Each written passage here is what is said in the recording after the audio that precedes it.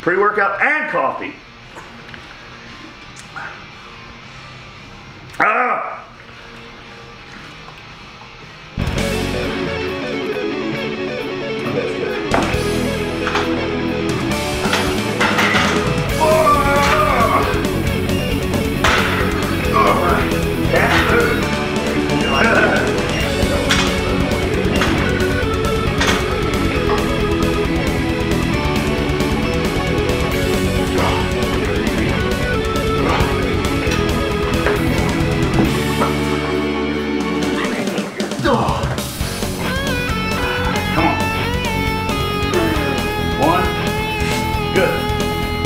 Push it fast, push it fast.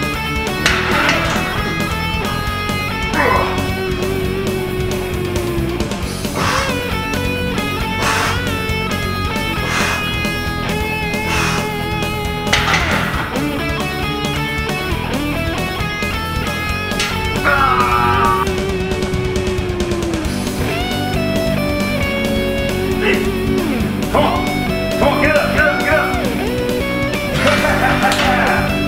Yeah, dude. Good job.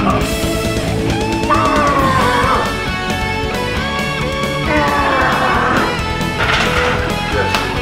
One. There you go. 2. 3. That's strong. Body. You got 5. You got 5. You got 5. 4. Come on, push this shit up. 5, 5, 5. Get it. Good. All right. 6. Nice.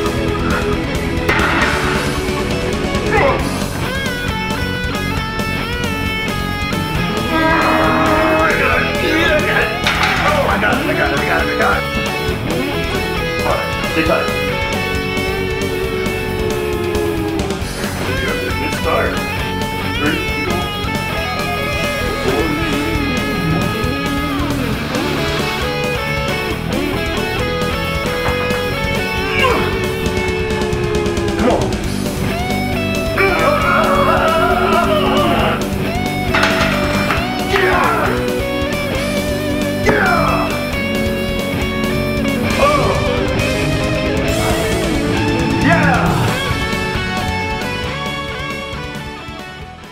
There's a difference between like training seriously and not taking something seriously and then being able to laugh at it.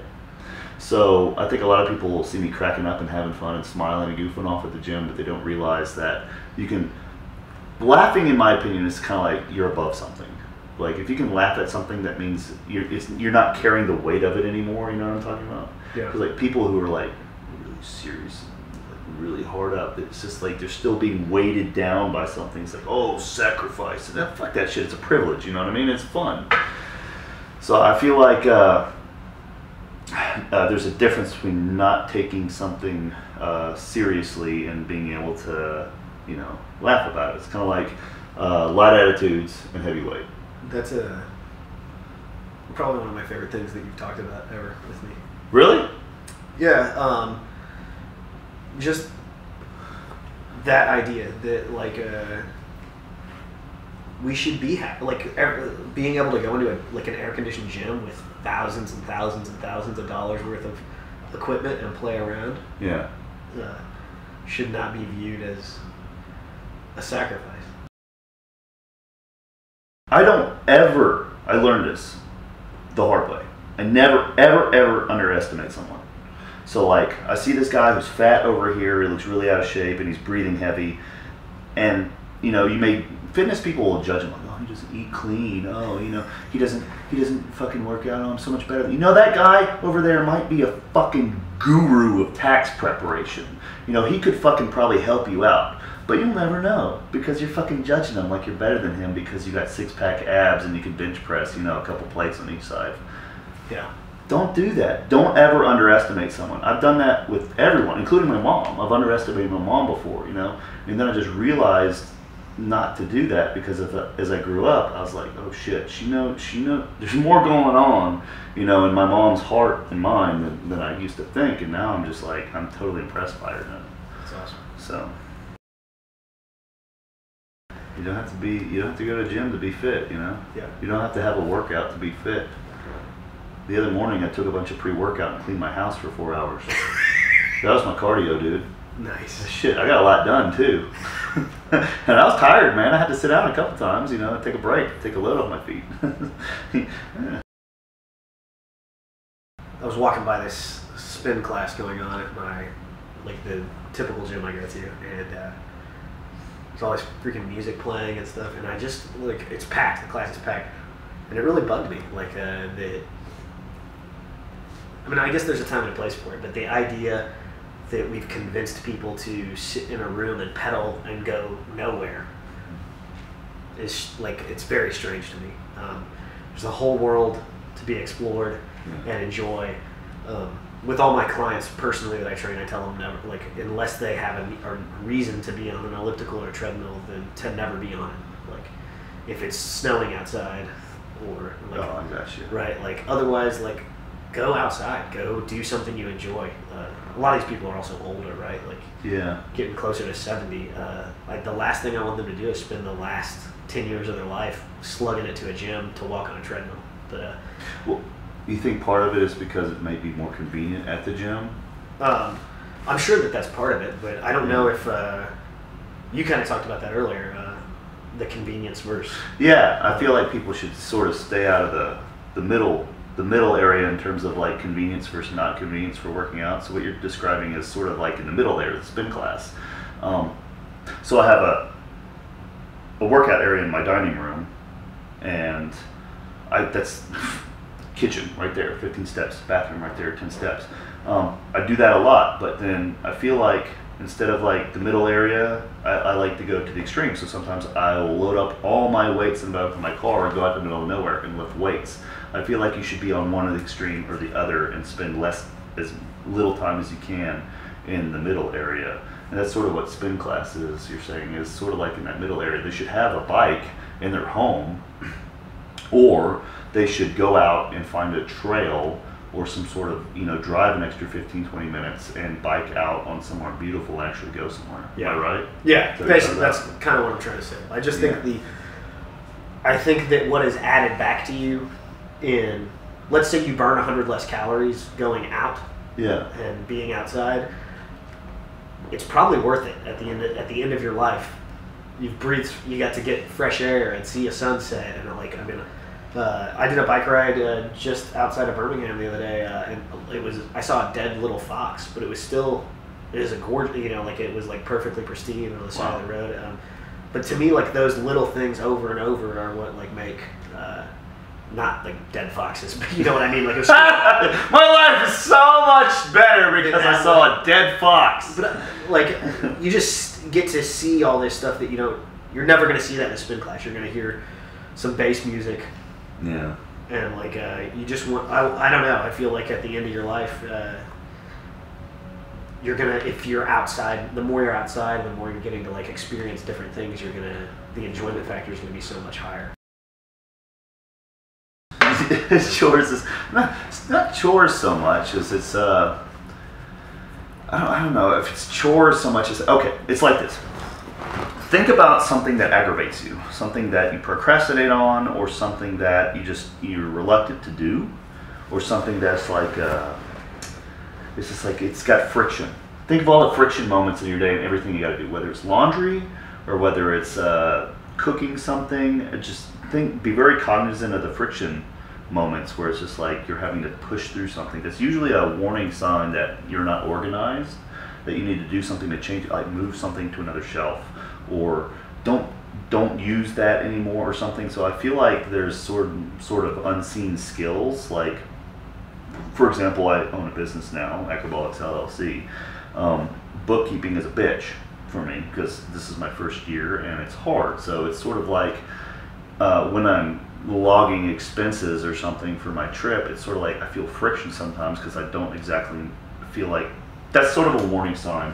And it's sort of like, instead of just going, oh, this is just, taxes and bookkeeping are just fucking, hard and everyone's got to do it. I got to think of it as like, there's a skill here that doesn't have a name. It's bookkeeping, but it's like a subsystem of bookkeeping here. It's a certain way of keeping track of expenses that I need to pay attention to, give a name to, and then approach it as like skill development. I need to practice to get better at it. I need to pull myself back and see myself in third person and be like, that's something I can improve as a skill rather than just something I have to fucking do. It's easy when you're in the kitchen and you're dropping shit and you know, stuff's falling out of the cabinet. Those are all little friction things that you can, if you stacked your Tupperware different, if you moved something closer, if you had a cutting board that folded, as a, like, you know. This is exactly what I'm talking about. These little itty bitty things. Yeah. So just finding those, like, it's, if you can figure out how to fix those things and minimize the stress that kind of stuff is bringing you. Yeah.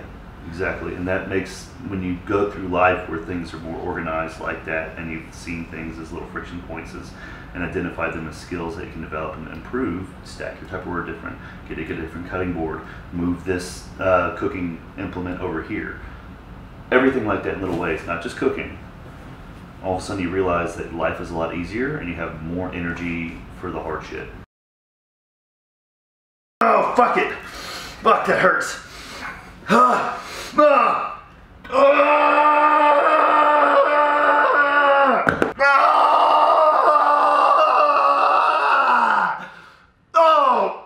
fuck, that hurt. Oh, fuck, that hurt. Yeah, I did it. Oh, fuck, that hurt. Eat clean, trim hard. Eat clean, trim hard. I don't like anything that doesn't give people. There's a lot of like clever sayings that don't give people real actionable steps. Like, I won't rail against it too hard, but like a simple example of that is like random acts of kindness, right? Like random acts of kindness. It sounds real nice, but real kindness isn't random. To be kind, you have to purposely see an issue and deal with it, and you know. So like a better statement might be something like practice purposeful, meaningful acts of kindness every day. Well, that's not as catchy though. It's not as catchy, but it gives you, it actually means something that I can like take action on. And so like you've got to figure out ways to package those terms in a way that like helps people. So when we were talking earlier about eating clean, you said that thing about make most of your choices foods that most people don't argue about. Yeah, that's a tool. So you should expand on that. But that's a tool that gives. It's an actionable step. Now I understand. Okay, because yeah, like eating clean. Well, what does it mean? Like washed food, or like Dawn soap on your fucking, or does it mean like you cleaned it off from the dirt or something? Yeah, I see your point. Most people who say that they have their own idea of what eating clean means. Right. My idea of what eating clean means is eat foods that no one is arguing about in terms of their health benefits. So kale, beets, carrots, sardines, shit like that. No one is saying, there's not a lot of controversy whether you should eat those foods. They're all fucking awesome. People are like, yeah, that shit's great. Everyone needs to eat more of it. People are too focused on what they shouldn't be eating. They should focus on what they aren't eating that they should. So focusing on what you aren't eating that you should, and when you start eating those healthy foods, the things that no one's arguing about, your cravings and your food and taste buds are going to change so that you don't even want the things that you shouldn't really be eating to begin with. And that's to me what eating clean means. Yeah. I like that more though, like as a simple statement, right? Like, eat predominantly the foods that people don't argue about being good for you. I mean, you could probably, I'm sure, package that even better in a way that then gives someone a tool. Oh god, my neck hurts. My neck still fucking hurts. It's not my neck, it's my whole fucking spine. Oh fuck, what did I do? Got a little vein action running across the back of your lat there. Yeah, I got lat veins. Yeah. You did it for like 6 weeks, didn't you? Well, it's a 4-week plan. I went into it first off with the basically believing that it was horse shit. I did it for a week. It's supposed to be 4 weeks straight. I did it for a week. I got sick, like just peeing out my butt like every night, like waking up in the middle of the night. 3 shakes a day or 4 shakes a day. One, they call it the HSM, Healthy Solid Meal a Day. Yeah. Oh God! You have to have an acronym for Healthy Solid Meal. Yeah. Dude, I gotta get my HSM in tonight. Other than that, I think I was still hitting basically maintenance calories. I didn't lose any appreciable amount of fat off of it. I think I actually lost some muscle mass. I don't think they claim that it'll reset your cravings. I don't think it really did anything for my cravings. During it, it did. I don't know. I wouldn't recommend it, is my point. Save your money, buy real food.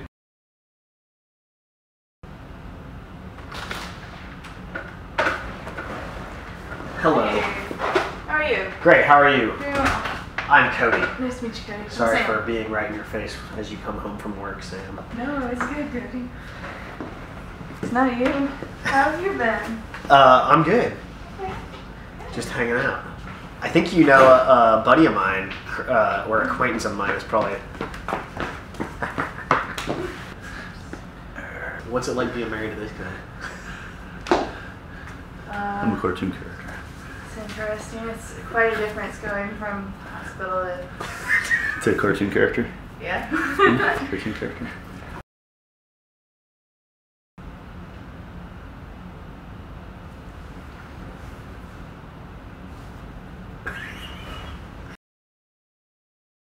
The cheerful pessimist, where they walk around and they know they just expect the worst, but they're happy about it, or they're cheerful about it.